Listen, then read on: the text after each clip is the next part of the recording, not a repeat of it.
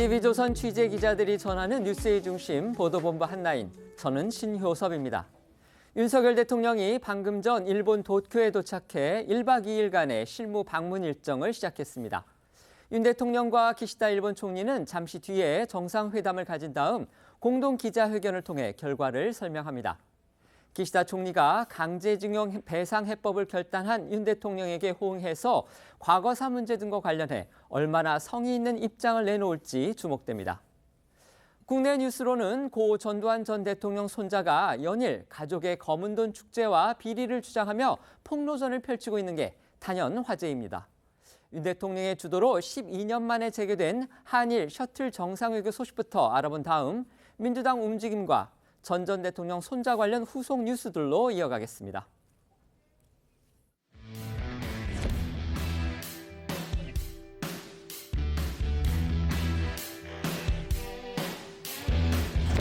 일본과의 관계에 대해서는 우리에게 선택이 아닌 필수입니다.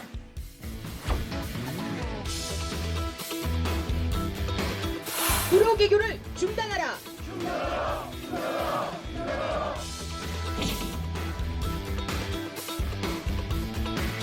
한일 간의 미래지향적 협력은 세계 전체의 자유, 평화, 번영을 지켜줄 것이 분명합니다.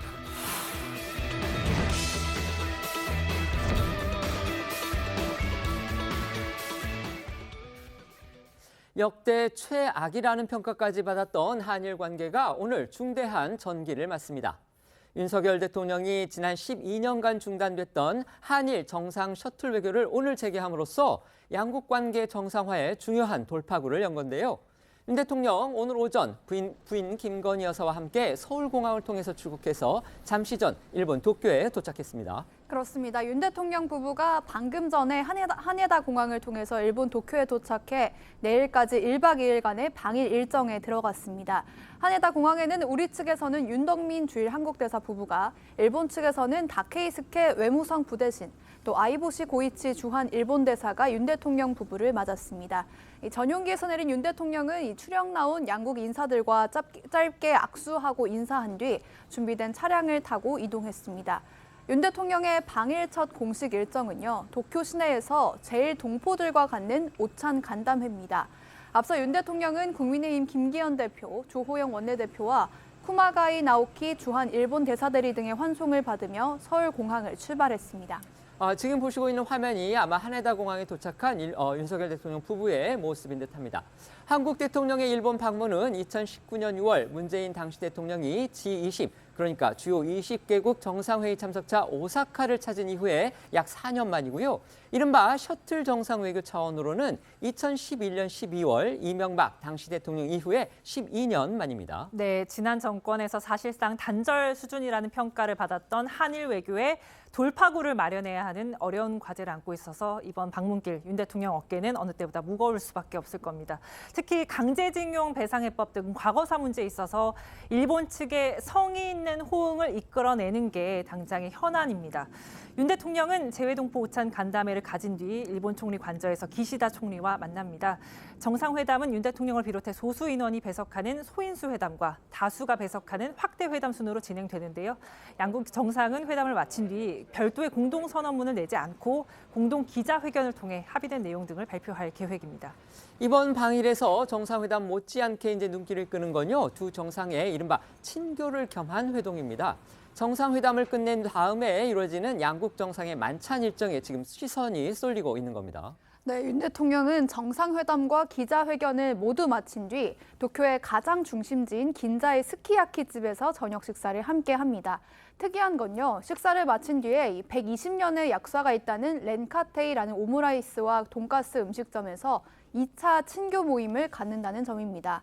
이 렌카테이는 장소가 매우 협소한 것으로 알려져 있어서 참석자 수가 극히 제한될 것으로 예상됩니다. 그런 만큼 윤 대통령과 기시다 총리가 흉금을 털어놓고 의견을 나누고 또 개인적 친분까지 쌓을 수 있는 기회가 될 거란 관측이 나옵니다. 긴자는 일본에서 가장 비싼 거리라고 알려져 있죠. 하지만 호스트격인 일본 정부는 만찬과 2차 친교 모임 장소 모두 비교적 합리적인 가격대의 가게를 골랐다고 합니다. 관련해서 김숙현 국가안보전략연구원 책임연구원의 설명 듣고 오겠습니다. 일본의 이제 외교 패턴으로 봤을 때는 굉장히 중요한 의미를 담고 있죠. 오모테 나시라고 해서 손님을 급진하게 대접한다라고 하는 그런 의미가 있습니다. 근데 뭐 트럼프 대통령 때는 햄버거, 오바마 대통령 때는 이제 초밥으로 그 대접을 하는 것이 있고요. 그 윤 대통령께서 방일하기 전에 일측에서 대통령이 어떤 걸 좋아하는지에 대해서 좀 조사를 한 거고, 윤 대통령 맞춤형 대접으로 그렇게 봐야 할 것 같습니다. 뭐 공식 만찬은 당연히 있고 이제 자리를 옮겨서 이렇게 작은 장소에서 윤영기 씨의 좋은 추억을 놓고 이야기를 나누겠다라고 하는 거는 양 정상의 어떤 신뢰 관계를 조금 더 구축하고자 하는 그런 뭐 배경이 깔려 있는 것이라고 봐야 될 것 같습니다. 윤 대통령 방일 이틀째이자 마지막 날인 내일에는요, 한일 양국의 정재계 인사들과 만난다고 합니다. 그동안 양국 외교 관계가 경색됨에 따라서 민간 경제 협력 체제 구축에도 적잖은 이제 차질이 있었다, 이런 의견이 많았는데 이를 타개할 계기가 될 것이다, 이런 기대가 또 나오고 있습니다. 네, 윤 대통령은 내일 한일의원연맹 소속 양국 정치인들을 접견하고요. 우리 측 전경련과 일본 측 게이단련 등 양국 경제인 단체가 공동 주최하는 비즈니스 라운드 테이블에 참석합니다. 이 행사에는 김병준 전경련 회장 직무대행을 비롯해서 전경련 회장단 등 우리 측 대표 경제인 12명, 그리고 일본에서는 도쿠라 마사카즈 게이단련 회장 등 11명이 참석하는데요. 우리 재계 대표 인사인 이재용 삼성전자 회장, 최태용 SK그룹 회장, 정의선 현대차 그룹 회장, 또 구광모 LG그룹 회장과 신동빈 롯데그룹 회장 등이 포함돼 있습니다. 윤 대통령은 또 내일 마지막 일정으로는 도쿄 게이오 대학에서 한일 대학생들을 상대로 강연한 뒤 귀국합니다. 대통령 부인 김건희 여사도 방일 기간 기시다 총리 부인인 기시다 유코 여사와 친교 자리를 갖는다고 합니다. 네, 두 나라 영부인들은 함께 화과자를 만들면서 친교를 다지는 시간 등을 가질 걸로 보입니다. 김 여사는 또 방일 중 코바나 콘텐츠 대표 시절인 2016년 현대건축의 아버지 르꼬르비지의 전을 기획하면서 연을 맺었던 일본의 유명 건축가 안도 다다오와도 만난다고 합니다. 역시 이번 방일의 핵심 일정, 단연코 한일 정상회담일 겁니다. 우리 못지않게 일본 측도 이번 정상회담에 이제 큰 관심을 보이고 있는 듯한데요. 오늘도 일본 언론들이 일제히 윤 대통령과의 인터뷰 기사를 보도했습니다. 네, 맞습니다. 일본 아사히 신문, 마이니치 신문, 니혼게이자이 신문 모두 이제 오늘자 조간에 윤 대통령과의 인터뷰를 실었습니다. 윤 대통령은 인터뷰에서 강제징용 배상 해법에 대해 한국 정부가 국민을 위해 대국적 차원에서 내린 결단이라면서 일본도 그에 걸맞는 행동에 나서야 한다고 강조했습니다. 이어 갈등과 반목을 넘어서 미래를 향한 역사적 기회의 창을 열도록 양국이 함께 노력해야 한다며 일본의 동참을 촉구했습니다. 또 수출 규제 해제에 대해서는 정책 대화 재개를 통해 합리적 해결책이 조속히 도출되길 기대하면서 반도체 산업을 주도하는 한미일과 대만 등의 실질적 협력이 글로벌 협력망 안정에 기여할 거라고 밝혔습니다. 이번 정상회담에서는요, 또 한일 군사정보보호협정, 즉 지소미아의 정상화, 그리고 일본의 대한국 수출 규제 해제 등 양국 간의 군사 그리고 경제 분야에 얽힌 실타래들도 풀어야 하는 그런 또 과제도 안고 있습니다. 네, 한일 두 정상은요, 정상회담에서 이 주요 쟁점인 강제동원 피해자 배상 문제와 함께 한일 관계 정상화 방안을 논의할 것으로 보이는데요. 일본의 대한국 수출 규제, 그리고 한국이 세계무역기구에 일본을 제소한 것, 또 한일 군사정보보호협정 등과 관련한 문제도 의제에 오를 것으로 보입니다. 이 세 가지 문제는 모두 우리 대법원이 지난 2018년에 일본의 전범 기업들에 대해서 일제강점기 강제동원 피해자들에 대한 배상 판결을 내린 후에 일본 측의 사실상의 보복 조치 때문에 발생했습니다.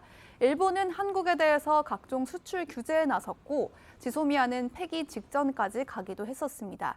또 일본은 한국을 수출 심사 우대국 명단에서 제외했고 이에 우리 정부는 2019년 9월 일본을 WTO에 제소해 놓은 상태입니다. 네, 이런 양국 쟁점 현안들이 이번 윤 대통령 방일을 계기로 해결될 가능성이 크다는 관측이 나옵니다.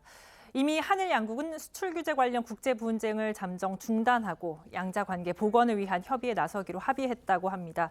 또 북한의 위협에 대응하기 위해 한미일 안보 공조가 중요해진 가운데 지소미아 역시 조만간 정상화될 걸로 보입니다. 지소미아는요, 한일 양국이 북한군 그리고 북한 사회 동향 또 핵과 미사일 정보 등을 이제 공유하기 위해서 지난 2016년 11월에 체결한 군사 협정입니다. 네, 관련해 대통령실 고위 관계자는 지소미아는 현재까지 한일 간에 잘 작동되고 있지만 형식적 측면에서 지난 정부가 중단과 보류 이런 절차가 단행되는 과정에서 매끄럽지 않게 와 있는 측면이 있다면서 한일 관계가 개선되면 지소미아 문제도 형식적 측면에서 자연스럽게 해결될 것이라고 말했습니다. 김성한 안보실장 목소리도 듣고 오시겠습니다. 그간 길었던 한일 관계 경색 속에서 양국 지도자가 쉽사리 만나지 못하면서 양국 관계 정체가 지속되는 악순환이 계속되었습니다. 이번 윤 대통령의 방일은 이러한 악순환의 고리를 끊고 양국 간에 본격적으로 교류할 수 있는 여건을 다시 정비하는 중요한 계기가 될 것입니다. 양 정상은 강제징용 판결 문제 해법 발표 이후 이행을 포함한 한일 관계 전반에 대한 정상화 방안을 논의할 것이며 양국 간 경제 협력을 심화하는 방안에 대해서 논의할 기회가 있을 것으로 생각됩니다. 윤 대통령이 풀어야 할 핵심 과제 역시 이제 강제정보, 우리 정부가 내놓은 이른바 강제징용 배상 해법에 대해서 과연 일본의 진정성 있고 또 성의 있는 호응을 끌어낼 수 있느냐, 바로 이거라고 봐야 되겠죠. 네, 제3자 변제 결단으로 양국 해빙 무드가 조성되긴 했지만 일본은 과거사 문제에 대해서 여전히 침묵하고 있습니다. 최대한 성의를 표한다면 지난 6일 일본 정부가 발표한 역대 내각의 역사 인식을 계승하겠다는 선이 될 거란 전망이 많습니다. 역대 내각의 역사 인식은 지난 1998년 김대중 오부치 선언이 담고 있는 이 통절한 반성과 진심 어린 사죄 정신도 계승한 것이라는 게 우리 정부의 인식이지만 우리 야당과 일부 이 시민단체 등에서는 사죄의 뜻으로 받아들이기에는 부족하다는 지적이 잇따를 것으로 보입니다. 아시다시피 우리 정부는 양국 경제계가 공동으로 참여하는 이 미래 청년 기금 조성을 해법의 하나로 제시해 놓은 상황인데요. 이 강제징용 피고인 일본 전범 기업들이 이 재단에 참여할지를 지켜봐야 할 것 같습니다. 말씀드린 대로 결국 일본의 호응이 이제 저희가 지켜봐야 될 대목인데 여당인 국민의힘에서는요, 우리가 제3자 변제 방식의 강제징용 피해 배상 해법을 내놓은 만큼 일본 측도 사죄 표명 등으로 부응해야 한다, 이런 목소리가 나왔습니다. 네, 일단 국민의힘 중진 윤상현 의원은 오늘 한 라디오에서 일본 전범 기업들이 강제 동원이나 인권 침해 문제에서도 사과하고 이 재단의 기금 모금에 응한다든지 미래 청년 기금에 참여한다든지 이런 식의 조치가 있어야 될 것이라면서 기시다 후미오 총리도 이 문제에 대해서 통절한 반성과 마음으로 사죄, 이 얘기를 꼭 윤 대통령에게 언급해야 한다고 했습니다. 또 성일종 정책위 의장도 다른 라디오 프로그램에서 한일 관계가 정말로 최상의 시기였던 김대중 오부치 선언, 그 당시 정도로는 돌아가야 되지 않나라고 말했는데요. 목소리 듣고 오시죠. 기시다 총리가 오늘 그 김대중 오부치 선언을 계승해서 반성하고 사과한다, 요 정도까지 메시지가 나올까요? 한일 관계에서 새로운 지평을 열었었던 가장 중요한 선언 중에 하나가 DJ 오부치 선언이잖아요. 맞습니다. 그 정신을 계승하고 예. 갈 거기 때문에 거기에 기초를 두었기 때문에 저는 그것이 가장 이번에 핵심 포인트가 아닌가 생각을 합니다.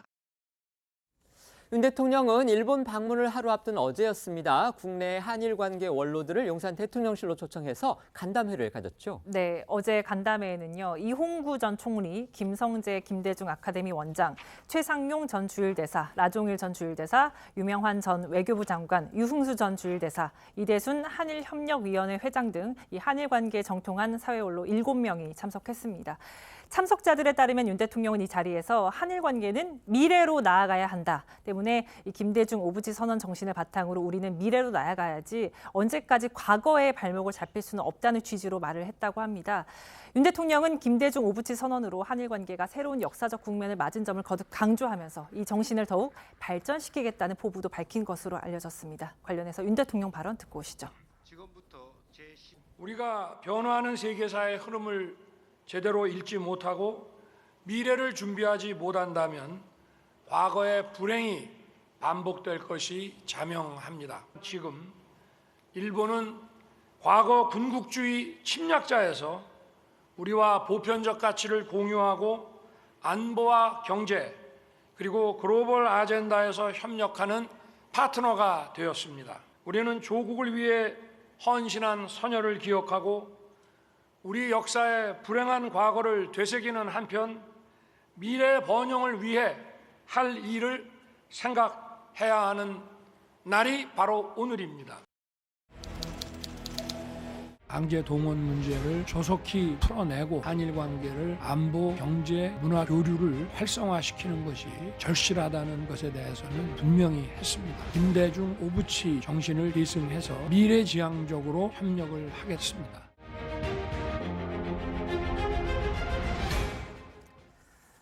네, 원로들은 지난 정부 이후 한일 관계는 참 어려운 문제가 됐다. 이런 상황에서 용기 있는 결단, 어려운 결단을 했다고 윤 대통령을 격려했다고 합니다.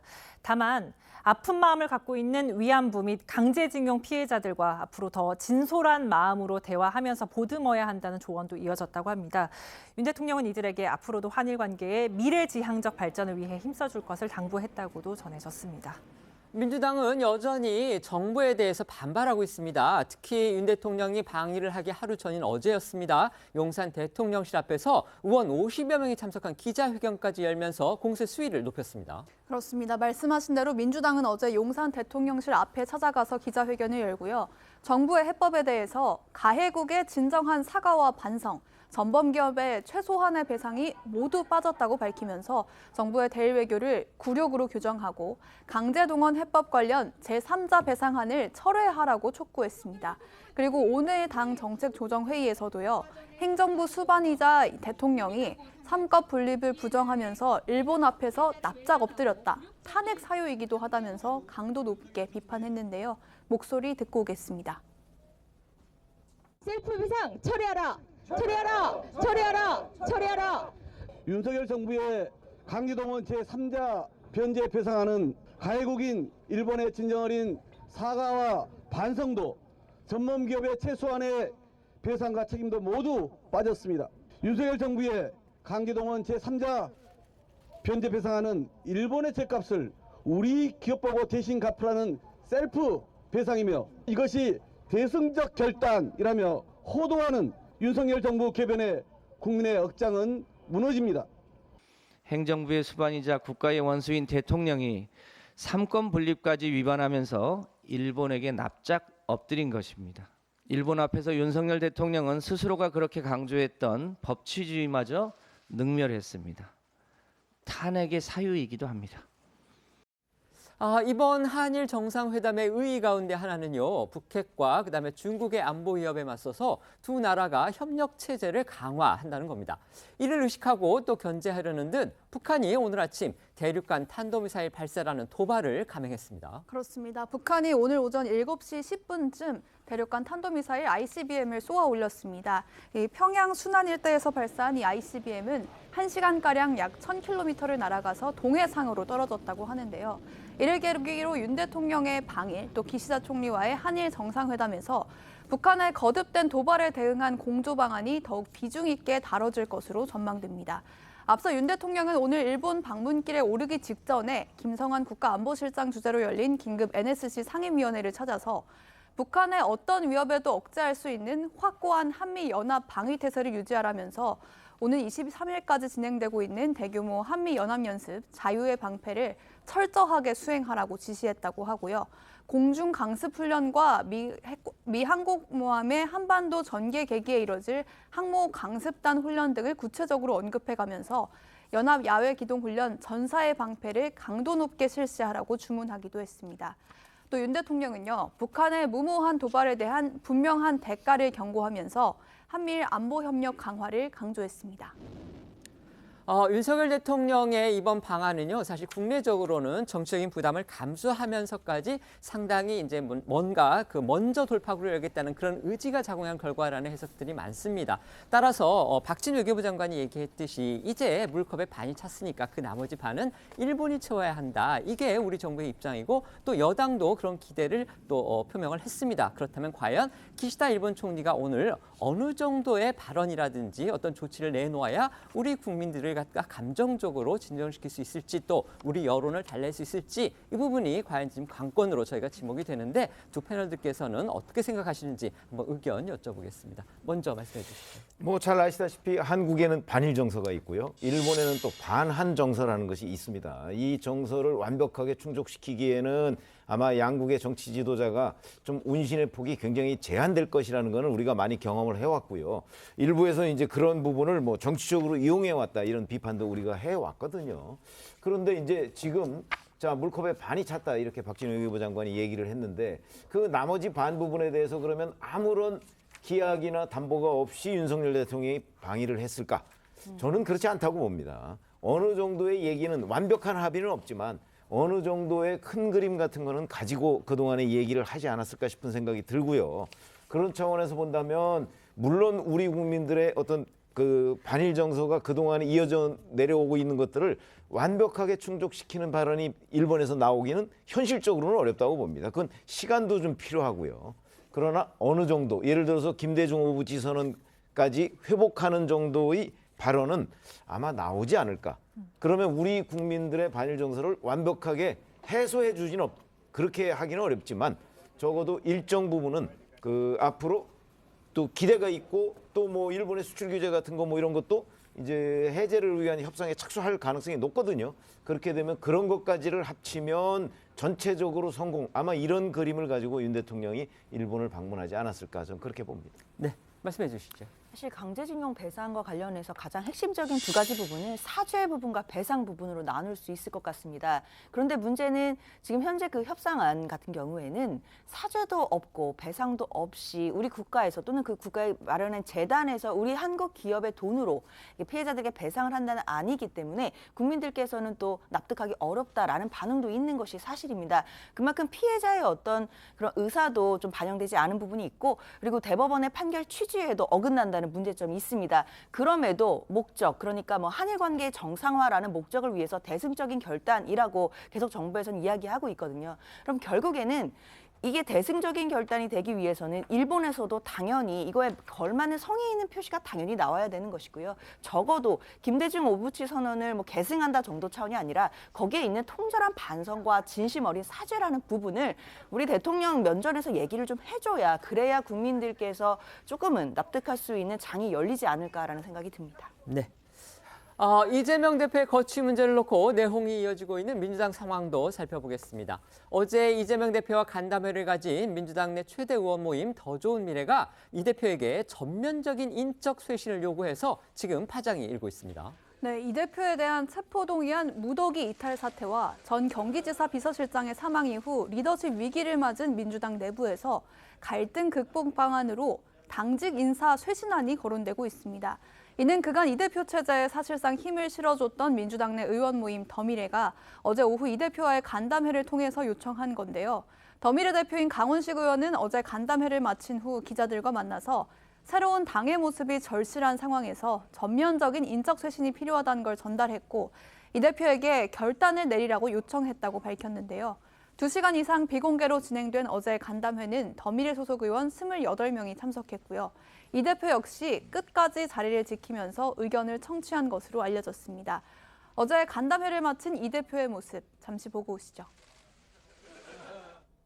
대표님 2시간 가까이 간담회 했는데 혹시 안에서 어떤 말씀 좀 나누셨어요? 우리 강훈식 대표님이 잘 브리핑하실 겁니다. 허심탄회하게 말씀하셨다고 생각하시나요? 그렇지요. 어쨌든 우리 강훈식 대표께서 우리 논의된 내용이나 뭐 이런 거 잘 말씀드릴 걸로 생각됩니다.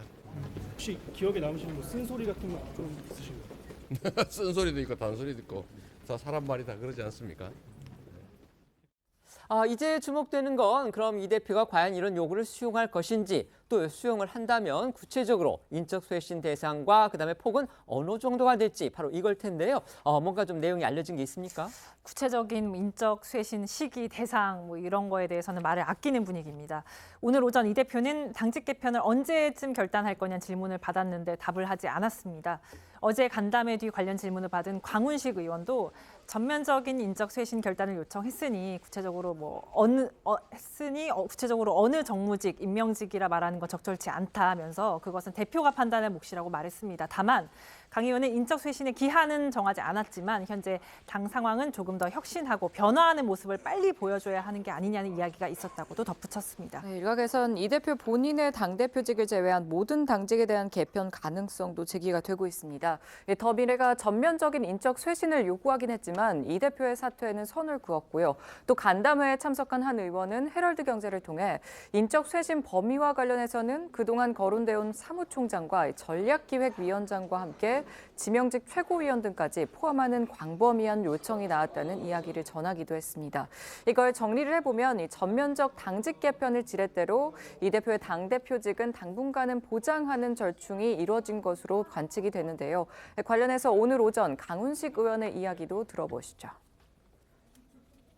일단은 이재명 대표에게 힘을 실어주고 현체적으로 간다. 이걸 전제로 깔고 있는 건가요? 그렇습니다. 또 개파에 대한 문제라든지 또 뭐 이재명 대표의 친명을 빼라 이런 식의 주장보다는 새로운 사람들이 좀 들어가자 이런 이야기죠. 지금 어쨌든 민주당 당대표도 민주당 당원당규상에 전 국민이 민주주의로 투표해서 뽑은 사람 아닙니까? 우리가 선출한 권력자가 못마땅한 부분도 있습니다만 그것들을 또 참고 안에서 해결하는 방법들을 내는 것이 정치의 영역이기도 하거든요. 그래서 무조건 내려와라. 내려오지 않으면 해당 사항 없다라는 방식만으로 한국의 미래 민주주의를 우리가 만들어갈 수 있느냐에 대해서는 좀 회의적이다 이렇게. 이런 가운데 이 대표는 당내 소통 행보를 더욱 강화하고 있는 모습입니다. 지난번 체포동의안이 부결된 이후에 거기서 많은 이탈표가 확인된 다음에 민주당 지도부가 공통적으로 내놓은 그 메시지가 바로 앞으로 소통을 강화하겠다 이거였습니다. 그렇기 때문에 이재명 대표도 이 소통을 결국 이제 타격을 입은 리더십 회복하고 그다음에 당내 갈등도 수습하는 일종의 어떤 방안으로 본인이 뭔가 국리를 하려는 거 아닌가 이런 추측을 할 수 있겠습니다. 네, 이 대표 측 핵심 관계자는 어제 연합뉴스와의 통화에서 이 대표가 체포동의안 사태 이후 개파를 불문하고 의원들과 맨투맨으로 만나는 데 주력하고 있다면서 1대1로 대화해야 더 진정성 있는 소통이 가능하다고 판단하기 때문이라고 전하기도 했습니다. 실제 이 대표는 일정이 빌 때마다 짬짬이 의원회관을 돌면서 의원들과 1대1로 면담을 한다고 하고요.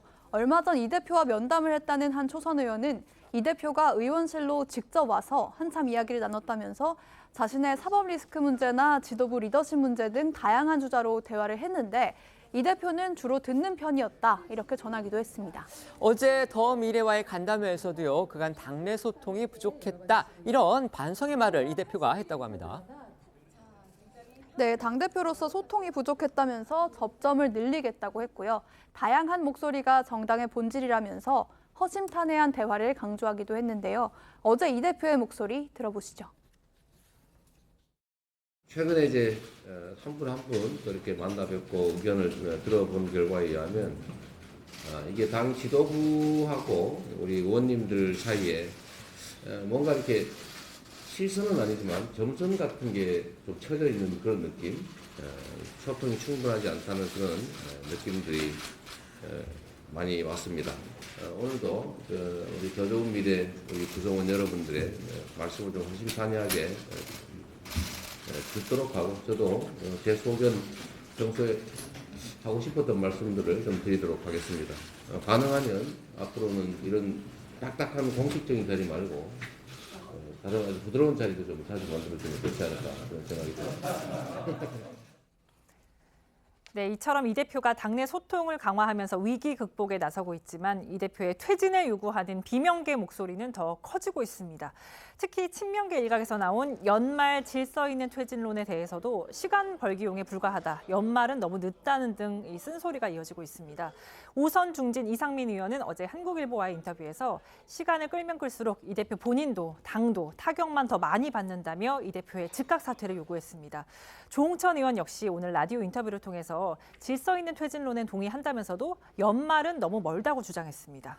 그러니까 연말까지도 안 된다. 더 빨리 대표직 내려놔라. 바로 이런 요구입니다. 그렇습니다. 이상민 의원은 거취를 표명하는데 질서가 어딨냐면서 거취 표명은 전격적으로 해야 한다고 주장했습니다. 또 시간을 끌면 이 대표가 설사 결단을 하더라도 국민들에게 주는 울림이 크지 않을 것이라면서 국민들이 미처 예상하지 못했을 때 사퇴를 전격적으로 해야 국민에게 울림을 줄 수 있다고 꼬집었는데요. 여기에 조홍천 의원은 내년 총선이 4월인데 연말이면 그때는 거진 총선이라면서 현재의 당 상황을 타이타닉호에 비유하기도 했습니다. 오늘 조 의원의 이야기 들어보시죠. 그래서 앞으로 소통 강화하겠다라고 말씀을 하셨는데 밥 한 끼 먹는다고 차 한잔 한다고 이게 소통이다? 저는 그렇게 보지 않습니다. 이렇게 비유드리겠습니다. 타이타닉을 탔습니다. 어딘가는 구멍이 나가지고 물이 새어들고 서서히 가라앉고 있습니다. 그런데 연말이라고 하는 것이 너무 멀죠. 내년 총선이 4월인데 연말이면 그때는 이제 뭐 거진 총선입니다. 많이 빠져가지고 거의 뭐 침몰 직전일 수도 있고요. 아니면 그 사이에 많이 구멍을 메꿔가지고 둥둥 떠 있으면 가능하죠. 근데 구멍을 여하이 잘 메우느냐. 하지만 이 질서 잃는 퇴진론에 대한 친명계의 반발도 만만치 않습니다. 그간 친명 성향을 보여온 김두관 의원은 어제 자신의 SNS에 질서 잃는 퇴진론은 민주당 안에서 대대손손 기득권을 누리겠다는 정치인들의 야합이고 담합이라면서 퇴진을 거론하는 건 결국 윤석열 검사 정권의 탄압에 동조하는 것과 다름없는 행위라고 비판했고요. 또 최근에 문 전 대통령의 사저를 방문했던 박지원 전 국정원장은 한국일보와의 통화에서 문 전 대통령 역시도 지금이 대안이 없는데 왜들 이러냐, 이 대표를 중심으로 뭉쳐야 한다, 이런 말을 했다고 전하면서 질서 있는 퇴진론에 반대 입장을 표했습니다. 또 오늘 오전 안민석 의원의 이야기도 들어보시죠. 지금 집안 싸움 할 때입니까? 지금은 총구를 어디다 겨눠야 되겠습니까? 윤석열 정권에 겨누어야죠. 그런데 이 총구를 이재명 대표를 향해서 겨누는 우리 내부의 목소리 참 저는 동의하지 못하고요. 87% 당원들이 지지하는 대표를 사퇴하라고 하는 자체가 그런 목소리 내는 분들, 제 지역구가 오산이잖아요. 대단한 오산이라고 저는 봐요. 이재명 대표의 체포동의안이 불결되면서도 또 거기에서 이제 다수의 반란표가 확인이 되면서 그걸 계기로 이재명 대표의 거취 문제를 둘러싼 논란이 민주당 내에서 이제 불붙기 시작했죠. 그렇게 시간이 지나면서 지금 어디까지 진전이 됐느냐? 지금 저희가 전해드린 대로 민주당 내 최대 의원 모임인 더미래가 이재명 대표를 앞에 모셔다 놓고서 그렇게 주장을 한 겁니다. 결국 과감하게 전면적으로 인적쇄신을 하라, 이렇게 요구를 한 겁니다. 그런데 또 비명계 안에서는 연말도 늦다, 당장 퇴진해야 한다, 이런 지금 주장이 공개적으로 지금 쇄도를 하고 있습니다. 이 상황 어떻게 평가하십니까? 근데 이재명 대표나 친명계가 주장하는 연말 질서 있는 퇴진, 이거는 공식적으로 민주당 내에서 확인이 된 공감대는 저는 아니라고 봅니다. 그렇습니다. 이재명 대표도 본인 입으로 얘기한 적은 그렇죠. 얘기한 적이 없고 다만 그냥 어느 언론 매체에 질서 있는 퇴진론을 친명계가 주장했다, 뭐 이런 것만 나온 정도거든요. 이재명 대표를 가장 잘 아는 사람이라고 주장하는 친명계의 증인입니다. 그러니까 그렇기 때문에 실명으로 누군가가 확실하게 언급한 것도 아니기 때문에 저게 담고 있는 함의는 저는 오히려 제2차 체포동의안 사실 뭐 한 몇 달 안에 아마 날라올 가능성이 굉장히 높잖아요. 그러니까 일단 그거는 좀 막아달라, 뭐 저는 그런 거로 보입니다. 그렇기 때문에 지금 당직 쇄신하면 그러면 이재명 대표의 사법 리스크가 뭐 물러가나요? 본질적인 문제를 얘기를 해야 되는 거죠. 이 사법 리스크를 어떻게 할 것이냐. 왜냐하면 대표직을 내려놓을 것이냐 아니냐는 문제는 사법 리스크에 대한 문제를 처리하고 나면 자연스럽게 해결될 문제라고 저는 보거든요. 그런 점에서 지금 더 좋은 미래가 얘기했다는 당직 쇄신, 이거는 근본적인 처방은 아니고요. 그냥 뭐 2차 체포동의안 정도를 어떻게 적당히 넘어가기 위한 그런 여러 가지의 전술적 차원이라고밖에 생각이 안 들거든요. 그렇기 때문에 지금 친명과 비명이 본질적인 문제를 도외시해놓고서 지금 자꾸 대표직 사퇴 문제만 논해야 할 때가 저는 아니라고 보고, 이런 식이라면 결국 해법은 아무것도 없습니다. 아마 이런 공방이 결국 올 가을까지 계속가지 않을까, 저는 그런 예상이 듭니다. 네, 말씀해 주시죠. 일단 말씀해 주신 것처럼 친명계 익명의 의원이 얘기했다라고 하는 연말 정도의 질서 있는 퇴진론에 대해서는 사실상 당 내부에서도 누가 그런 말을 한 것인지 어떤 근거에서 그리고 누가 그런 논의를 했던 것인지 좀 알기는 어려운 측면이 있습니다. 그런데 왜 하필 연말일까를 좀 우리가 눈여겨보자라고 한다면 민주당 당원 당규의 그 당대표에 대한 임기 관련된 조항이 있는데요. 이재명 대표의 그 임기는 아시다시피 내년 8월 말 정도까지입니다. 그런데 당원에 보면 당대표가 임기를 8개월 미만 남겨놓고 거리가 됐을 때는 전당대회를 열지 않고 중앙위원회에서 당대표를 선임하도록 되어 있습니다. 그러나 당대표의 임기가 남은 임기가 8개월이 넘어갈 경우에는 2개월 내에 전당대회를 열도록 되어 있거든요. 그렇기 때문에 아마 연말이라는 시점이 그렇게 나온 것 같습니다. 연말이 지나서 이재명 대표의 임기가 8개월 안으로 남았을 경우에는 전당대회를 열지 않고 뭐 당대표를 대체할 수 있는 비대위 체제라든가 이런 부분 때문에 현실적으로 그 얘기가 나온 것 같은데요. 사실은 제가 생각할 때도 그 최병훈 위원님 말씀처럼 크게 근거가 있거나 뭐 공론화된 논의라고 보이지는 않고요. 다만 지금 단계에서는 퇴진이나 결단 여부에 대해서는 많은 논의가 있는 것 같지는 않고 현실적으로 봤을 때는 정말 혁신적이다 할 만큼의 인적 쇄신은 있어야 된다는 것이 공감대는 분명히 있습니다. 그래서 사무총장 자리라든지 전략기획위원장 자리 같은 경우는 굉장히 중요한 자리이기 때문에 이런 부분들에 대해서 만약 비명계의 어떤 대표 되시는 의원님들이 그 자리에 들어오게 된다든지 이런 모습을 보여준다라고 한다면 정말 쇄신이 되고 있구나, 무언가 변화가 있구나 이런 메시지를 줄 수 있기 때문에 그런 것까지도 열어놓고 지금 고민 중이다라고 생각하고 있습니다. 네, 여기에 이 대표의 자제 요청에도 비명계를 향해 비판을 이어가고 있는 강성 지지자들도 당내 파열음을 키운다는 지적이 나오고 있습니다. 어제는 이 대표의 지지자들이 주축이 된 한 커뮤니티 이용자들이 국회 앞이랑 또 이제 비명계로 분류되는 강병원, 전해철, 이원욱, 윤영찬 의원의 지역구 사무실 앞에서 트럭을 동원해 시위를 벌이기도 했습니다. 보시는 것처럼 트럭에 설치된 전광판에는 국민들은 이재명을 믿는다, 당대표 흔들기 그만하라는 등 이런 문구가 쓰여 있었습니다. 이 대표가 당원과의 대화를 통해서 이제 자제해달라 이렇게 당부한 지 하루도 지나지 않은 시점이죠. 그런데 강성 지지자들이 또 행동에 나선 겁니다. 그렇습니다. 이 때문에 이 대표도 조금은 당황스러웠던 것으로 보입니다. 어제 더 미래와의 이 간담회를 마친 뒤에 의원실로 복귀하던 이 대표, 한 지지자를 향해서 트럭 시위하는 분들이 누군지 아시나라고 물은 뒤 그런 거 제발 하지 말아달라 해달라 이렇게 말을 했다고 전해지고요. 이어 SNS 글을 통해서도 다시 한번 자제를 요청하고 나섰습니다. 이 대표는 그래서 내부 공격이 가장 큰 리스크라면서 민주당 내 균열과 갈등을 경계해야 한다고 강조를 했습니다. 일부 의원들의 사무실 앞에서 전광판 트럭으로 공격적 문자를 게시하는 행동도 마찬가지라면서 서로의 적대감만 쌓이고 이를 보고 행인들은 이맛살을 찌푸린다, 아무에게도 도움이 되지 않는다고 썼습니다. 이후에 트럭 시위를 벌인 측에서는요, 직접적인 부탁이 있으셨으니 어쩔 수 없다면서 트럭 시위는 종결하겠다는 입장을 밝힌 것으로 전해집니다. 하지만 비명계에서는 이 대표가 자제 요청만 해서는 안 되고 좀 더 단호하게 결별을 선언을 해야 한다는 주장이 나옵니다. 오늘 한 라디오에 출연한 조홍천 의원은 이틀 전 이 대표와 당원들의 대화를 언급하면서 이 자제를 요청해봐야 대표 면전에서 대놓고 반발을 하지 않느냐면서 계속 이렇게 갈 경우에는 앞으로 완전히 선 긋고 갈라서겠다는 비장한 결단이 있어야 한다고 말했습니다.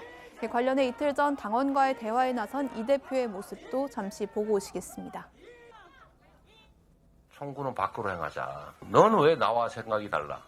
라고 해서 막 색출하고 청원해가지고 망신을 주고 공격을 하면 기분은 시원할지 모르겠는데 이 당의 단합을 해치잖아요. 그 집안에 폭탄 던지는 거하고 똑같죠. 우리끼리 싸우느라고 자멸하는 길로 갈 수가 있습니다. 저는 피눈물이 납니다. 피눈물이 나요. 얼마나 참았는지 알아요? 제가 그 어머니 그런 말씀하실 심정은 모르는 바는 아닌데, 네. 그럼 어떻게 하실 건데요? 확 엎어버릴 거예요? 네, 이런 가운데 민주당 정치혁신위가 당헌 80조를 삭제하는 방안을 검토 중인 것으로 알려지면서 논란이 일고 있습니다.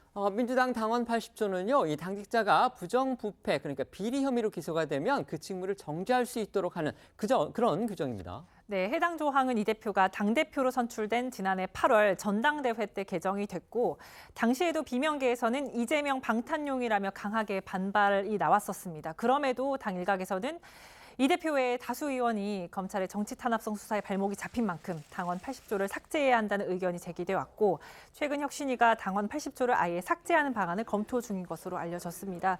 이런 소식이 알려지자 비명계 등에서는 즉각 반발 목소리가 나오고 있습니다. 일각에서는 이 대표에 대한 검찰의 기소 가능성이 제기되고 있는 현 시점에 해당 조항을 미리 삭제해서 향후 거취 논란을 차단하려는 움직임이 아니냐 이런 비판도 나오고 있습니다. 하지만 이 혁신위원회는 당이 또다시 방탄 논란으로 시끄러워질 수 있는 만큼 신중하게 논의한다는 입장입니다. 어제 혁신위원장인 장경태 의원은 현재 제안을 취합, 정리하는 수준이라면서 불필요한 오해가 없도록 공천제도가 마무리된 이후에 검토를 시작할 것이란 입장을 밝히기도 했습니다. 하지만 지도부 내에서도 우려의 목소리가 나오고 있습니다. 오늘 박찬대 최고위원의 이야기 들어보시죠.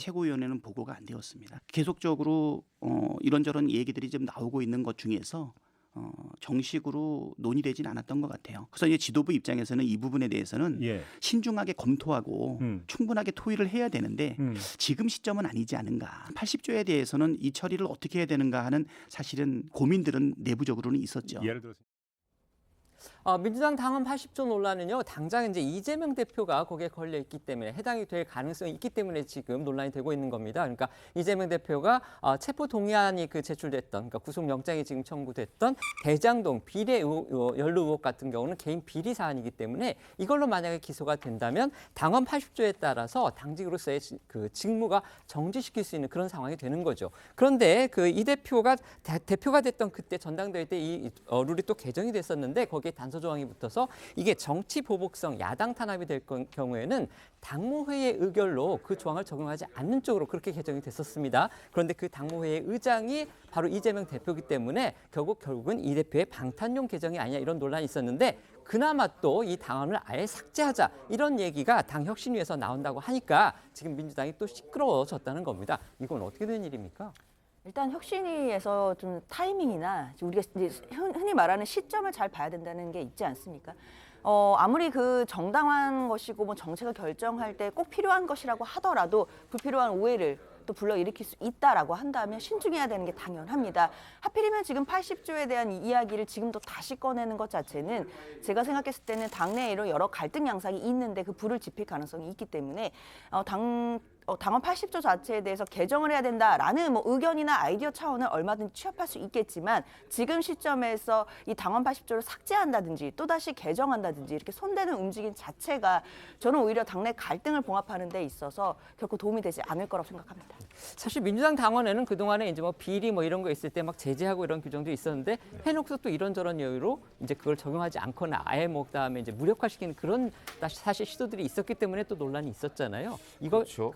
또 연장선상에 있는 거 아닌가 그런 생각도 사실은 듭니다. 이 당원 80조나 아니면 뭐 이제 공직자들 중에 문제가 있어서 보궐선거 같은 것이 있을 경우에 무공천한다 뭐 이런 거. 그렇죠. 그게 다 당원에 있는 내용이고 그렇습니다. 이거는 사실 2015년에 문재인 대표 시절에 이것도 혁신안이라고 해서 들어간 거거든요. 맞습니다. 그런데 또 이재명 대표 시절에는 그게 혁신안이 아니라고 빼겠다고 지금 얘기하고 있는 거예요. 그러니까 도대체 혁신이라는 기준이 몇 년 사이에 이렇게 왔다 갔다 할 수 있느냐 하는 것뿐만 아니고 더군다나 지금 이재명 대표에 대한 기소가 임박한 시점에 논란 자체를 아예 없애겠다고 지금 저런 검토를 혁신위원회에서 하고 있는 것 아니냐. 아직 확정되고 있는 건 아니지만 이제 그런 오해를 받기에 충분하죠.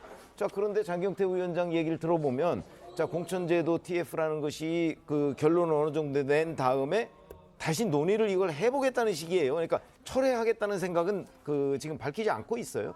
그런 것을 보면 이재명 대표가 뭐 단일 대오 얘기를 해가면서 계속해서 뭐 이 당내 단합 이걸 꾀하고 있는 한쪽 다른 편에서는 결국 이재명 대표의 방탄을 위한 또 다른 작업을 진행하고 있는 것 아니냐.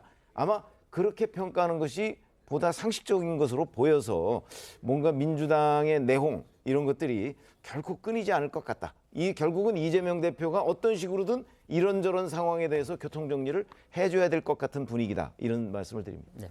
이제 파장이 커지고 있는 전두환 전 대통령의 손자 전모 씨의 폭로전 상황도 짚어보겠습니다. 어제 저희도 간단히 전해드렸던 내용인데요. 물론 아직 이제 전 씨 개인의 일방적인 주장이기는 합니다. 하지만 전두환 전 대통령 일가의 이제 비자금 의혹을 제기하는 등 정치적 또 사회적으로 파장이 클 수밖에 없는 그런 내용들을 담고 있어서 아주 사회적으로 큰 주목을 받고 있습니다. 네, 전두환 전 대통령은요, 1997년에 내란과 뇌물수수 등의 혐의로 대법원에서 무기징역형 그리고 추징금 2,205억 원의 확정 판결을 받았는데요. 일부 금액만 낸 뒤에 전 재산이 예금 29만 원뿐이다 이런 주장과 함께 추징금을 내지 않고 버텨왔습니다. 그러다가 2021년 11월에 사망하면서 추징금 900억여 원이 미납한 채로 완전히 환수되지 못한 상황입니다. 이런 상황에서 전두환 전 대통령의 손자로 알려진 전모 씨가 자신의 SNS를 통해서 비자금 의혹 등의 가족의 범죄 행각을 모두 털어놓겠다면서 잇따라 폭로성 주장을 올리는 건데요. 그러니까 파장이 커지고 있는 겁니다.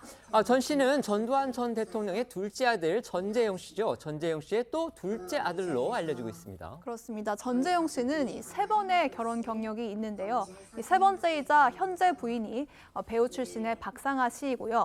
이 폭로전에 나선 전모 씨는 2번째 부인인 최모 씨와 사이에서 태어난 차남으로 알려졌습니다. 네, 전 씨의 폭로 내용도 좀 설명드리겠습니다. 현재 미국에 거주하고 있는 전 씨는 우리 시간으로 지난 14일 할아버지인 전두환 전 대통령을 학살자라고 규정하고 자신을 포함한 가족들의 모든 죄를 알리겠다며 첫 폭로를 시작했습니다. 들어보시죠. 제 이름은 전두환 전 대통령이라는 수치스러운 사람의 손자이자 전재용이라는 악마 같은 사람의 아들입니다. 저 또한 악마이고 제 죄 포함해서 제 모든 이들의 죄들을 세상에 알리도록 하겠습니다. 전 제 할아버지가 학살자라고 생각합니다. 그리고 그는 저희의 나라를 지킨 영웅이 아니라 범죄자일 뿐입니다. 네, 이어 전 씨는 아버지 전재용 씨와 새어머니 박상아 씨가 출처를 모르는 검은 돈을 쓰면서 미국 도피를 준비 중이라고 주장을 하고 작은아버지 전재만 씨가 천문학적 돈이 들어가는 와이너리 사업을 하고 있다며 사업 자금 의혹도 제기했습니다. 또 연희동 자택에 스크린 골프장을 설치해놨다면서 이순자 여사로 보이는 여성이 골프를 치는 영상도 공개를 하고 연희동 자택에 비자금 금고가 있다는 주장도 내놨습니다. 여기서 말하는 연희동 자택이라는 거는 그 전두환 전 대통령 부부의 자택을 말하는 겁니다. 어제 저희도 전해드린 대로 전재용 씨는요, 이 아들의 폭로전에 대해서 즉각 해명을 내놨죠. 그렇습니다. 전재용 씨는 복수의 언론들을 통해서 비자금 문제는 사법당국이 이미 수사를 해서 끝난 사안이고 어머니인 이순자 여사는 현재 암투병 중으로 아들이 공개한 골프 영상은 10년 전 일이라고 해명했습니다. 그러면서 전재용 씨는 아들이 우울증으로 여러 차례 병원에 입원을 해서 정신과 치료를 받았다며 자신이 형사처벌로 비자가 말소돼서 미국에 가지 못한다면서 결과적으로 아들을 돌보지 못했다, 자신의 잘못이다 이렇게 주장을 했습니다. 하지만 아들 전모 씨는요, 또다시 유튜브 라이브 방송을 통해서 이 폭로성 발언 계속했는데요. 특히 아버지인 전재용 씨가 내놓은 해명을 다시 반박하는 그런 내용도 있어서 또 눈길을 끌었습니다. 맞습니다. 전 씨는 첫 폭로에 이어서 우리 시간으로 오늘 새벽까지 SNS와 유튜브 라이브 방송 등을 통해서 추가 폭로를 이어갔습니다. 한 네티즌이 아들이 우울증으로 정신과 치료를 반복했다는 전재용 씨의 발언에 대해 질문을 하니까 전 씨는 자신은 우울증 약이 아니라 마약을 했다. 구체적인 마약 이름을 언급하고 약을 하고라도 정의를 위해 싸우겠다. 이렇게 답을 했습니다. 전 씨는 가족의 검은 돈, 즉 비자금 의혹도 또다시 꺼내들었는데요. 할머니인 이순자 여사가 자신에게 경제적 지원을 해줄 때 집에서 일하는 아주머니들의 계좌를 통하는 등 비정상적인 방법을 이용했다고 주장했고요. 자신이 어렸을 때부터 호텔을 빌려서 풀코스로 음식을 먹고 리조트를 빌려서 가족 여행을 다녔다며 전 재산이 29만 원밖에 없는데 어떻게 그랬겠냐고 자조적인 비판을 하기도 했습니다. 또 전 씨는 자신의 친어머니가 연희동 자택 어딘가에 숨겨진 금고가 있다면서 비자금 관련된 말도 했었다고 주장을 했는데요. 들어보시죠. 혹시 약했냐고요? 약했습니다. 저는 약을 먹고서라도 정의를 위해 싸우겠습니다.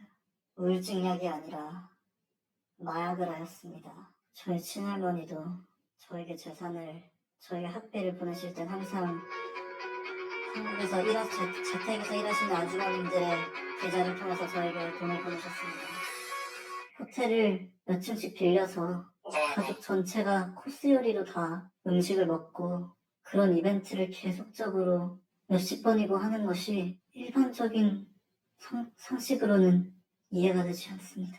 어머님이 금고를 열었을 때 경악하셨다고 하셨습니다. 그 안에 너무나 말도 안 되는 양의 돈이 있어서. 전 씨는 아버지인 전재용 씨에 대한 폭로도 또 이어갔죠. 네, 전 씨는 유튜브 라이브 방송 중에 취재를 위해 연락을 해온 기자들과 나눈 대화도 공개했습니다.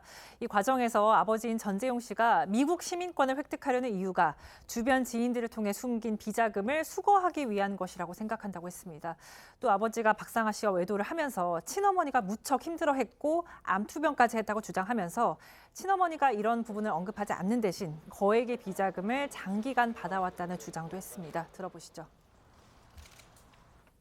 저희 어머님은 제 아버님으로 너무 많이 피해를 받아가지고 암수술을 너무나 여러 번 진행하시고, 그런데 엄마만큼 이 사람들의 비리를 잘 알고 있는 사람이 없어요. 그리고 돈이 다 어디서 났을까요? 저의 친가에서 났습니다. 그리고 엄마가 그렇게 그 돈이 떳떳하셨으면은 그냥 은행에서 바로 썼어야 됐는데 법에 걸리니까, 어머님은 특히나 전재용 씨가 박상아 씨와 바람을 피고 있었기 때문에 어머님의 입막음을 하려고 더욱더 많은 돈을 줬을 겁니다. 주실 때마다 몇 천만 원씩 주셨어요. 현금으로. 채권으로는 도대체 몇 억을 줬는지 모르겠습니다. 네, 전 씨는 그러면서 친어머니 역시 주변 지인들과 가족들을 이용해서 비자금 세탁을 해왔다고 폭로했습니다. 한 네티즌이 현 정부를 비판하면서 전 씨의 폭로에 대한 공정한 수사를 우려하자 자신의 집안이 윤석열 대통령이 당선됐을 때 기뻐하던 것이 생각난다는 발언을 내놓기도 했습니다. 앞서도 짚어드렸듯이 이제 저희가 전해드린 이런 부분들 어디까지나 전 씨의 개인의 일방적인 주장인 그런 상황입니다. 하지만 어쨌든 전두환 전 대통령의 손자인 전 씨가 왜 갑자기 이렇게 가족의 비자금 의혹, 이거는 어떻게 보면 나중에 사법적으로 처벌을 받을 수 있는 그런 내용들인데 이렇게 파장이 클 수밖에 없는 폭로를 시작하게 됐는지 그 배경에도 또 관심이 쏠리고 있습니다. 네, 전 씨는 일부 언론과의 인터뷰에서 자신이 극단적 선택을 시도한 적이 있는데 당시 열흘간 병원에 입원을 하면서 신 앞에서 얼마나 창피한 존재인지 죄인이 도망갈 곳이 없다는 걸 깨달았다면서 이 폭로의 이유에 대해서 다소 종교적인 설명을 내놓기도 한 것으로 알려졌습니다. 아버지인 전재용 씨는 아들 전 씨와 안부를 묻고 잘 지냈는데 지난 13일부터 갑자기 돌변해서 말이 통하지 않았다고 주장을 하기도 했는데요. 또 전 씨가 앞서서 내놓은 폭로성 발언들에서 이 아버지 전재용 씨와 새 어머니 박상아 씨에 대한 불만을 노골적으로 드러낸 것을 미뤄볼 때 부모에 대한 분노가 폭로의 배경에 좀 자리하고 있는 거 아니냐, 이런 분석도 나오고 있습니다. 하지만 전 씨의 폭로 내용이 굉장히 좀 광범위하고 무차별적인 측면도 있어서 일각에선 전 씨의 현재 정신 상태가 문제가 있는 거 아니냐, 이런 지적도 나오고 있습니다. 전 씨의 폭로 내용들 또 폭로 사태와 관련해서 더욱 주목해서 봐야 할 부분은요, 바로 이 사회적인 후폭풍입니다. 그러니까 전 씨가 자신의 가족뿐만이 아니고 자신이 개인적으로 아는 사람들, 그러니까 지인들의 범죄 의혹도 같이 이제 폭로를 했는데요. 그 대상에 지금 우리 현역 군인이 포함돼 있다고 합니다. 국방부가 확인 작업에 나서겠다, 이런 입장을 또 내놨습니다. 네, 전 씨는 지인들의 일탈을 폭로하면서 친형의 친구이자 현역 군인인 A 씨는 마약을 사용한 중범죄자고 또 다른 지인인 B 씨는 사기꾼의 성범죄자라면서 현재 장교로 복무하고 있다고 주장을 했습니다. 복수의 언론들은 이들이 실제로 현재 공군 중위로 근무하는 것이 확인됐다고 보도를 했는데요. 국방부는 전 씨의 주장에 대한 사실 확인 단계부터 거치고 실제 구체적인 혐의가 포착될 경우 본격적인 수사에 나설 것으로 예상이 되고 있습니다. 오늘 오전 국방부 대변인은 정례 브리핑에서 국방부 조사본부의 검토에 따라 후속 절차가 진행될지 지켜봐야 한다고 입장을 밝혔습니다. 들어보시죠. 일단 사실 확인 여부를 검토하고 있다, 조사본부가. 그런 검토에 따라서 이후 필요한 후속 절차가 진행될지 이런 것은 좀 더 지켜봐야 될 것 같습니다. 말씀드린 대로 전 씨가 이제 전두환 전 대통령의 손자이고요. 그다음에 가족의 검은동, 그러니까 이 비자금 의혹을 제기했기 때문에 이 같은 폭로가 전 대통령한테서 거둬들이지 못했던 그 추징금의 환수 문제로도 번질 수밖에 없다, 이런 지적도 나옵니다. 네, 앞서 전해드린 대로 대법원이 전두환 전 대통령에게 확정한 추징금은 2,205억 원인데요. 현재 절반을 조금 넘긴 정도만 추징이 된 상황입니다. 여전히 한 900억 원 정도는 추징하지 못하고 있습니다. 검찰이 경찰이 대대적 수사에 나서자 전두환 전 대통령 장남 전재국 씨가 가족 모두를 대신해 국민 여러분께 머리 숙여 사죄드린다며 남은 추징금을 모두 납부하겠다고 대국민 약속을 했었지만 역시 말뿐이었습니다. 전두환 전 대통령의 가족들은 연희동 자택은 전 대통령의 소유가 아니기 때문에 추징할 수 없다면서 소송까지 제기했습니다. 고 전두환 전 대통령은 알츠하이머 진단을 받았다면서 5.18 관련 재판 등에 출석하지 않으면서도 골프를 치는 등 호화로운 노년을 보내는 모습이 공개돼 논란이 되기도 했었습니다. 관련해서 전재국 씨의 대국민 사과 당시 영상 그리고 전두환 전 대통령의 생전 모습 영상까지 준비했습니다. 다시 한번 가족 모두를 대신해서 국민 여러분께 머리 숙여 사죄드립니다.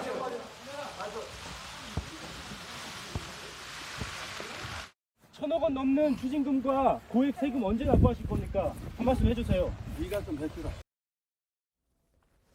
전 씨가 이 폭로한 대로 정말 비자금이 있고 그래서 실제로 비자금을 찾을 수 있다면 이게 남은 추징금으로 환수할 수 있는 건지 이 부분이 또 궁금해지거든요. 네, 지난 2021년 전두환 전 대통령이 숨졌기 때문에 현실적으로는 좀 불가능하다는 것이 중론입니다.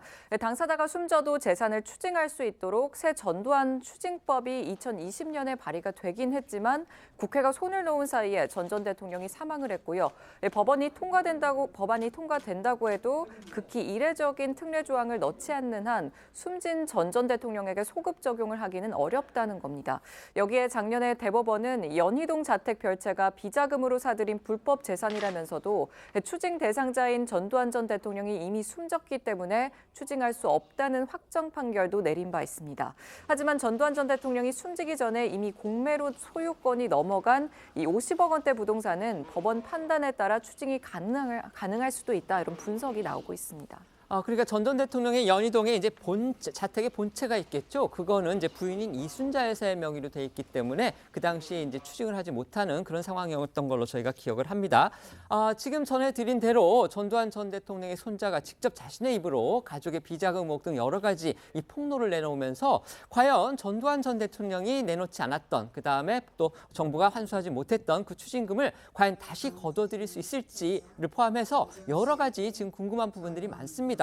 우선적으로 지금 관심이 쏠리는 건 도대체 왜 전두환 전 대통령의 손자가 이런 얘기를 했는지 또 이것에 대한 파장은 어떻게 미칠 것으로 보시는지 패널들께 여쭤보겠습니다. 말씀해 주시죠. 글쎄요, 뭐 종교적인 이유라는 설도 있고, 그다음에 이제 아버지와의 불화, 뭐 이런 설도 있고 여러 가지가 있지만 그걸 현재로서 저희가 확인하기는 굉장히 어렵습니다.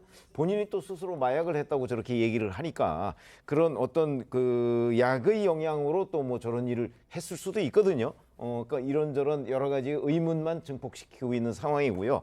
다만 이제 전두환 전 대통령의 비자금 문제는 사실은 벌써 거의 30년 가까이 수사한 지 지났습니다. 그리고 그 당시에도 일부 이제 환수가 됐지만 많은 부분은 이제 뭐 양도성 예금 증서라든가 뭐 이런 걸로 어딘가에 남아 있다고 해서 아마 제가 알기로는 지금도 그 양도성 예금 증서의 뭐 번호 같은 것이 지금 누군가가 그걸 교환하려고 할 때는 검찰에 통보되도록 만들어놨는데 그런 움직임은 별로 없는 거로 보이거든요. 더군다나 전두환 전 대통령의 손자가 지금 얘기하는 것이 불과 1, 2년 전의 얘기인지 아니면 10여 년 전의 얘기인지 시점도 명확하지가 않아서 사실관계를 확인하는 것도 그렇게 간단한 상황은 아닐 것이다라는 관점에서 본다면 지금 새롭게 미납된 추징금을 이제 환수하려면 사실은 저 사실관계를 다 확인해야 되는데 그게 현실적으로 가능한가? 전두환 전 대통령이 지금 타계한 상황에서 저는 아마 법률적으로는 모르지만 정치적으로도 좀 쉽지 않다는 그런 생각이 듭니다. 법률적으로는 모르지만이라고 얘기해 주셨으니까 법률가시니까 한번 말씀해 주시죠. 일단 현행법상으로는 전두환 전 대통령이 사망했기 때문에 이 추징 절차가 더 이상 진행될 수는 없습니다. 그리고 또 상속을 자손들이 다 포기를 했죠. 예. 이 손자도 그 포기증을 갖다가 서류를 보여줬다고 그렇게 지금 저희가 알려져 있거든요. 예, 그렇습니다. 일단 미납 추징금이 한 900억 가까이 된다고 하더라고요. 근데 그 추징금 집행이나 뭐 미납된 추징금에 대해서는 그 당사자가 사망하면 더 이상 이제 그 절차가 중단되고 진행될 수가 없기 때문에 결국은 이 부분은 법을 바꿔야 됩니다. 아까 기자분들이 계속 리포트를 해주셨지만 이 부분 특히 이제 전두환 추징 3법에 대해서는 국회에 발의도 돼 있고 계류 중인데 이미 전두환 전 대통령이 사망해버린 상태고 법은 바뀌지 않은 상태이기 때문에 이런 폭로들이 나온다고 하더라도 현재로서는 이 추징금을 계속해서 추징할 방법이나 근거는 없습니다. 그렇다면 결국에는 소급 입법을 하는 수밖에 없거든요. 이미 사망한 전두환 전 대통령 대상으로 사망했지만 사망한 자에 대해서도 추징할 수 있다라는 법을 만들어야 되는 것인데 우리가 법 원칙상 그 소급 입법이라는 것은 원래 원칙적으로 불가능한 것이고 그렇죠. 예외적으로 극히 예외적으로만 가능한 것이기 때문에요. 이 부분과 관련해서 입법적으로 국회에서 가능할지는 앞으로 좀 차후에 좀 논의가 되는 것을 지켜봐야겠지만 안타까운 측면은 그렇기 때문에 전두환 전 대통령이 살아생전에 이 추징법에 대해서 추징 3법에 대해서 빨리 통과를 시켜야 된다라는 논의가 있었음에도 왜 국회는 그때 일을 안 하고 시기를 놓쳤는지 이 부분에 대해서 안타까운 얘기를 할 수밖에 없습니다. 네. 전두환 전 대통령 손자의 이 폭로성 발언 결국 이제 자신의 할아버지의 5.18 그 책임도 거론을 했는데 이 부분 등과 관련해서 5.18 단체의 입장은 어떤지 이 부분도 소개해 주시죠. 네, 5.18 단체는 전두환 전 대통령의 손자가 할아버지를 학살자라고 규정한 것에 의미를 부여하면서 손자가 이런 생각을 갖고 있다는 점이 어느 정도 위로가 된다는 입장을 밝혔습니다. 그러면서 역사적 범죄를 저지른 본인이 그 죗값을 치르지 않으면 어떤 식으로든 후손들이 죗값을 치르게 돼 있다. 이렇게 덧붙이기도 했습니다. 관련해 이재우 국민의힘 상임고문은 어제 한 라디오 인터뷰에서 이 전 대통령 손자의 폭로성 발언은 여러 가지로 울림이 크다고 평가했는데요. 들어보겠습니다.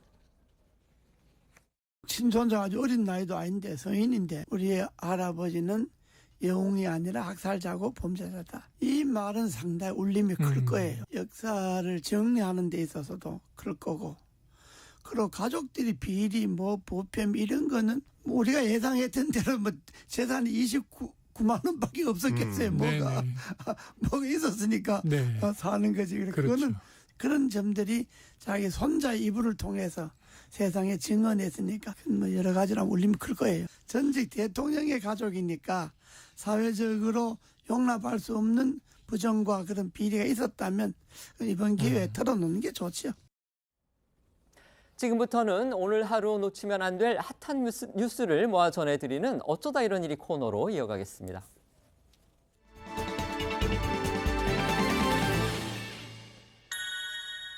첫 번째 키워드는요. 떳떳하니까.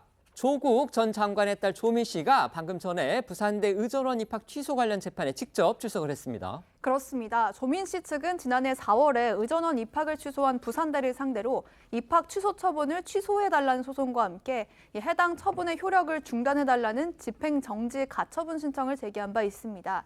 조민 씨가 재판에 출석하는 건 지난해 6월 첫 변론기일이 열린 후 오늘이 처음인데요. 2시 재판을 앞두고 조민 씨는 12시 56분쯤 부산지법에 도착을 했고요. 재판 출석 이유 등을 묻는 취재진의 질문에는 묵묵부답으로 일관한 것으로 알려졌습니다. 앞서 조민 씨는 김어준 씨의 유튜브 채널에 출연해 얼굴을 공개하면서 자신은 떳떳하며 숨지 않고 당당하게 살 거라고 밝힌 바 있습니다. 그래서 오늘 법정 앞에서 입장 표명을 할 수도 있지 않을까 이런 관측도 나왔지만 예상과 달리 침묵을 선택한 건데요. 입학 취소 처분과 관련한 조민 씨의 지난 발언들도 듣고 오겠습니다. 저는 도망가고 싶지 않습니다. 저는 제 자신한테 떳떳합니다. 표창장으로 의사가 될 수는 없습니다. 그 당시에 입시에 필요했던 항목들에서의 제 점수는 충분했고 그리고 어떤 것들은 넘치기도 했습니다. 그러니까 동료나 선배들이 본인의 의사로서의 실력에 대해서도 얘기를 할 거 아니에요? 자질이 충분하다고 들었습니다. 의사가 30이 안 되면 40에라도 되면 되는 거다. 그런 말을 했었어요. 만약 그런 일이 생긴다면 저에게는 너무 부당하다고 생각하지만 제가 그때도 의사가 계속 되고 싶다면 다시 하면 되죠. 네, 기본적으로 행정심판에서 원고 본인 증인신문을 하지 않아도 되지만 이번 증인신문은 원고인 조민 씨가 원해서 이루어지는 것으로 알려졌는데요. 2시에 시작된 재판, 1시간가량 증인신문이 진행될 걸로 보이고요. 위조된 동양대 표창장에 대해서 조민 씨가 인지하고 있었는지 등을 묻는 질문이 나올 것으로 예상이 됩니다. 부산대는 지난해 4월 조민 씨의 의전원 입학 취소 결정을 내리면서 동양대 총장 표창장 등이 위조 또는 허위라는 법원 판결이 확정됐다는 점을 이유로 들었습니다. 있습니다. 어머니인 정경심 전 교수의 자녀 입시 비리 혐의가 대법에서 징역 4년이 확정됐고 또 아버지 조국 전 장관도 자녀 인턴 확인서를 허위 발급, 제출 등 이런 혐의로 1심에서 징역 2년을 선고받아서 향후 조민 씨 재판에 어떤 영향을 미칠지 주목되는 상황입니다. 얼굴 공개하고 떳떳하다 이렇게 했던 조민 씨가요. 오늘 출석에 앞서서 이제 신변 보호를 또 요청한 것으로 그렇게 알려졌어요. 네, 그렇습니다. 앞서 지난달 2일 열린 재판에서 조민 씨 측 변호인단은 이번 재판에 대중들의 관심이 큰 만큼 조민 씨가 법정에 출석할 때 신변 보호를 해달라고 요청을 했지만 받아들여지진 않았습니다. 재판부는 형사 사건이 아닌데다 조민 씨 측이 원해서 진행하는 증인 신문인 만큼 신변 보호는 필요 없다고 판단을 한 겁니다. 예, 조민 씨 측은 이 법정에 들어올 때라도 편의가 있으면 좋겠다는 입장을 냈지만 재판부는 형사 사건도 아닌데 굳이 그럴 필요가 있겠느냐면서 다만 조민 씨가 재판을 마치고 퇴정할 때는 법정 분위기를 보고 법원이 직원을 동행해서 다른 통로로 퇴정하는 방법 등을 고려해보겠다고 밝힌 것으로 전해졌습니다. 한편 부산지법 앞에서는 조민 씨 지지자들의 부산대 의전원 입학 취소 무효 촉구 집회가 열려서 눈길을 끌었습니다. 두 번째 키워드는요, 법정에서 울분입니다. 어제 방송인 박수홍 씨가요, 이 횡령 혐의 등으로 재판에 넘겨진 친형의 재판에 본인이 직접 증인으로 출석을 했습니다. 네, 그렇습니다. 박수홍 씨 친형은 박수홍 씨의 개인 돈과 회사 돈 약 61억 원을 횡령한 혐의로 구속 기소돼 재판을 받고 있는데요. 지난해 4월 박수홍 씨가 횡령 혐의로 친형 부부를 고소하면서 형제 사이에 소송전이 시작됐고 형수도 일부 횡령에 가담한 혐의로 불구속 기소돼서 재판 중입니다. 박수홍 씨가 증인으로 이 친형의 재판에 출석한 건 어제가 처음입니다. 공판에 앞서 취재진과 만나서 증인 자격으로 이 법정에 나오게 된 심경을 밝혔습니다. 들어보시죠. 저는 가족들을 사랑하고 또 행복했으면 하는 바람으로 평생을 부양했습니다. 청춘 바쳐 열심히 일했던 많은 것을 빼앗겼고 바로잡으려고 노력했지만 그렇게 되지 않아서 이 자리에 섰습니다. 가까운 이에게 믿음을 주고 선의를 베풀었다가 피해자가 된 많은 분들께 희망이 될 수 있는 재판 결과 나올 수 있도록 증언 잘하고 오겠습니다. 감사합니다. 고맙습니다. 박수홍 씨하고 형은요, 지난해 10월에 검찰에서 이제 대질 신문을 하면서 만났었고요. 그 이후 5개월 만에 어제 법정에서 다시 만나게 된 그런 상황이었습니다. 그렇습니다. 당시 박수홍 씨가 대질 조사 중에 부친에게 폭행을 당해서 이 과호흡 증세를 보이다 응급실로 실려가는 일이 벌어지기도 했었죠. 예, 어제 법정에서의 형제 재회 분위기는 좀 싸늘한 분위기 속에 이뤄졌습니다. 예, 박수홍 씨는 신문 과정에서 친형을 본명으로 부르거나 피고인이나 저들이 좀 지칭을 해서 멀어진 관계를 좀 짐작을 하게 했습니다. 또한 이 검찰이 친형 내외에 대한 처벌을 원하는지 묻자 박수홍 씨가 강력한 처벌을 원한다고 답을 하면서 친형이 자신의 앞에서는 경찰을 타고 종이 가방을 들면서 늘 자신을 위한다고 말만 하고 좀 기만을 해왔다고 좀 울분을 토한 것으로 전해졌습니다. 어제 재판에서는요, 이 친형 측의 변호인 이제 반대 신문을 했습니다. 그런데 그 과정에서 박수홍 씨하고 아주 격하게 설전을 벌이기도 했다고 합니다. 그렇습니다. 이 친형 측 변호인이 제시한 모바일 메신저 자료가 문제가 된 건데요. 박수홍 씨는 이 자료에서 전 여자친구의 이름이 삭제되지 않고 공개된 점을 지적하면서 정말 비열하다, 횡령이라는 본질과는 상관없이 나를 흔들려는 의도로 보이고 2차 가해다 이렇게 울분을 터뜨렸는데요. 이 여성은 과거 한 예능에서 박수홍 씨가 가족의 반대로 인해 결혼하지 못해서 상처가 크다고 얘기했던 그 전 여자친구인 것으로 알려졌습니다. 이에 친형의 변호인이 법정에서 비열하다는 등 비방하는 표현을 쓰지 말라면서 맞섰고 여기에 박 씨가 횡령한 돈으로 변호사 수임료를 내고 있지 않냐고 다시 응수하면서 법정 분위기가 완전히 얼어붙은 것으로 전해졌는데요. 다만 박 씨는 재판 말미에 재판부를 향해서 증인이 처음이라 흥분해서 죄송하다 이런 입장을 밝혔다고 합니다. 친형 부부가 이 박수홍 씨의 돈을 가로챘느냐, 그러니까 이제 법적으로는 이 횡령을 했느냐, 이 부분을 두고서는 지금 양측이 아주 치열하게 공방전을 벌이고 있었습니다. 어제 재판 상황은 어땠는지 소개해 주시죠. 네, 어제 재판에서 검찰 측이 형이 운영하던 박수홍 씨의 1인 기획사 2곳의 법인카드가 태권도 학원과 고급 피트니스 센터, 백화점 상품권 등에 사용됐다고 지적을 하니까 박수홍 씨는 자신이 사용한 게 아니라 친형 부부가 개인 용도로 사용한 것이라고 주장했다고 합니다. 박수홍 씨는 씨는 자신이 상품권을 구입해서 방송 관계자들에게 로비할 필요가 없는 32년 차 연예인이며 아침부터 밤까지 일하느라 학원이나 에스테틱에 갈 수도 없다고 증거로 스케줄표를 냈다고 합니다. 또 통장에 남은 돈이 3,380만 원뿐이라서 전세 보증금을 낼 돈이 없어서 생명보험을 해지하기도 했다고 밝혀서 충격을 안겼습니다. 이와 관련해 친형 측은 법인카드 사용 등 대부분의 혐의를 부인하고 있는 것으로 알려졌습니다. 불구속 상태로 재판을 받고 있는 박수홍 씨의 형수는 공판이 끝난 뒤 별다른 말이 없이 법정을 떠났고요. 사과할 생각은 없냐 이런 취재진의 질문에도 묵묵부답이었던 것으로 전해졌는데요. 박수홍 씨는 내달 19일 있을 공판에도 증인으로 법정에 출석할 예정이라고 합니다. 세 번째 키워드입니다. 엄마가 바둑 잠은 이 송혜교 씨의 얼굴이 보입니다. 어떤 내용입니까? 네, 드라마 더 글로리가 이 파트 2 공개된 이후 글로벌 시청 순위 1위에 오르면서 흥행을 이어가고 있습니다. 극중 송혜교 씨가 연기한 문동은은 고교 시절 학교 폭력 피해자로 가해자들에게 이 바둑을 두듯 치밀하게 복수극을 펼쳐나가는데요. 가해자 박연진의 남편에게 다가가기 위한 수단도 바둑이었습니다. 실제로 드라마가 공개되자 송혜교 씨가 프로 기사처럼 바둑을 두는 모습이 큰 화제가 되기도 했었는데 이 더 글로리 속 바둑 장면과 관련한 특별한 비하인드 스토리가 밝혀져서 관심을 끌고 있습니다. 바로 이 드라마 바둑 자문을 한 인물이 유명 배우의 어머니라는 사실이 밝혀졌기 때문인데요. 바로 윤세아 씨의 어머니 프로 바둑 기사 김상순 씨라고 합니다. 윤세아 씨는 어제 자신의 SNS에 엔딩 크레딧을 끝없이 돌려보기는 처음이라면서 다부진 자세로 바둑을 두던 송혜교 씨의 모습에서 사진으로 보던 엄마의 젊은 모습이 아른아른 겹쳐 보인다는 글을 올렸습니다. 엔딩 크레딧에 이름을 올린 김상순 씨가 자신의 어머니로 더 글로리 바둑 자문으로 함께했다고 밝힌 겁니다. 김상순 씨는요, 이 한국 여성 바둑계에서는 정말 빼놓을 수 없는 유명한 분이라고 합니다. 그렇습니다. 윤세아 씨의 어머니 김상순 씨는 한국 여성 바둑의 역사를 다룬 논문에도 등장을 할 만큼 1970년대 여성 바둑계에서 빼놓을 수 없는 영향력 있는 인물 중 한 명이라고 합니다. 윤 씨의 어머니는 1974년 개최된 여류국수전의 1회 우승자로요. 한국 여성기후회 창립도 주도해서 초대 회장을 역임하기도 했습니다. 윤 씨의 경우에는 더 글로리를 집필한 김은숙 작가와는 드라마 프라하의 연인 또 신사의 품격에서 호흡을 맞추면서 인연이 깊은데요. 대를 이어 김 작가와 함께 모녀가 흥행 작품을 함께한 셈입니다.